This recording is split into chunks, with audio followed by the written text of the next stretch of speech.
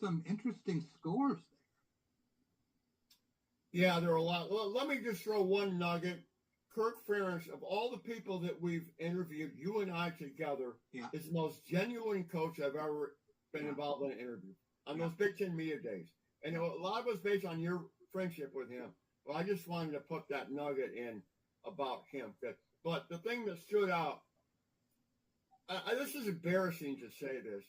I watched the first half of the New Mexico UCLA game.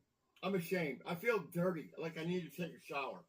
That is the worst program I've ever seen. There's nobody in the stands, and Deshaun Foster, he got whacked this weekend for good reason.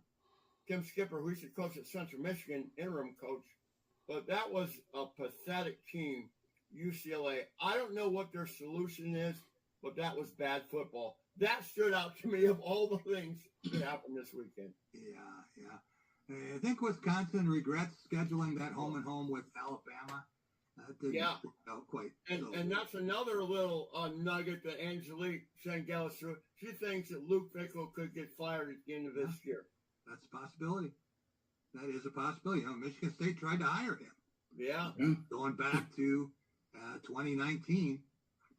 Rico, more than half the Big Ten teams are unbeaten.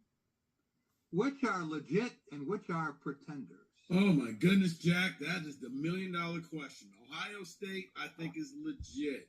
Oregon, legit. Penn State, legit, kind of. But, yeah, because of their coach. Other than that, I don't think that you're seeing anybody else that's like a true playoff lock.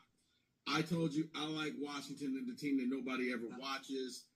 But the other teams, I think, are going to start beating up on each other from USC to Illinois to Indiana to Maryland to Michigan State, Nebraska. Yeah. They're going to start beating up on each other. Well, we get Illinois at Indiana this week. That is a tough game for the Illini. After that, their schedule gets a little bit easier, too. Guys, the best TD in the Big 18 this week came from a 360-pound lineman. Let's take a look. Brown, heavy pressure, hit as he throws, it's intercepted. Picked off by Jamal Jarrett, the big guy, rumbling his way. He's going to take it all the way for a touchdown, USC. 360 pounds, lumbering 70 yards for the touchdown. Rumbling. Slower guys than that. You guys remember when Domata Pecco? Yes. Oh, yeah. 2005. Right? Yeah. 2005. These guys see the end zone. They get a little faster. Tom, you have been to the Rose Bowl, and you sent me a photo earlier today.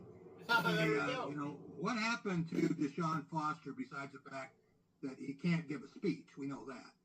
Yeah. But when you follow the money, and that's what your crowd looks like at kickoff, you better be renting. Yeah, and you're competing against people going to the beach. You have a student body that has to hop on a bus and ride 45 minutes minimal to go to the game from Westwood to Pasadena, and this commute that they have to do. There's just no involvement with that football program. They should have an on-campus stadium, in my opinion. Yeah. But they've been struggling for a long time now. Yeah.